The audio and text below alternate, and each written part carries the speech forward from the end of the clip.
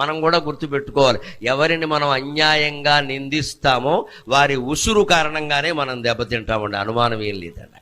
ఒక తొందరపాటు మాట తిట్టు ఎవరినైనా మన బంధువుల్ని మిత్రుల్ని నీలాపనిందలు వేసి తిట్టే ముందు బాగా ఆలోచించుకోవాలి. అలా అనవసరంగా నిందించిన వాళ్ళు రామాయణంలోనే బాధలు పడ్డారు మహానుభావులు, మామూలు వాళ్ళు కాదు.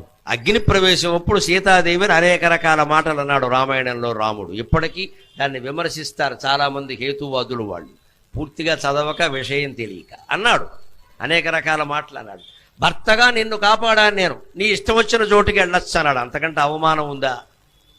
ఆ మాట ఎందుకు రాముడి నోట వచ్చిందో తెలుసా?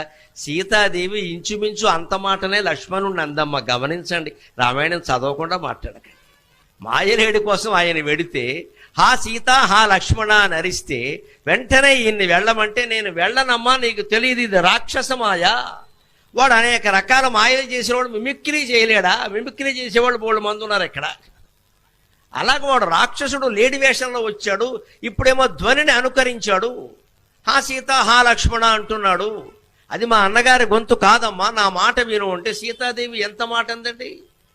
వెళ్ళట్లేదని, మీ అన్నగారు చనిపోతే నన్ను పెళ్లి చేసుకుందామని చూస్తున్నావు, నేను అగ్ని ప్రవేశం చేస్తాను కానీ నీకు లొంగను అంది ఆవిడ. అంత మాట లక్ష్మణుడిని అనొచ్చా?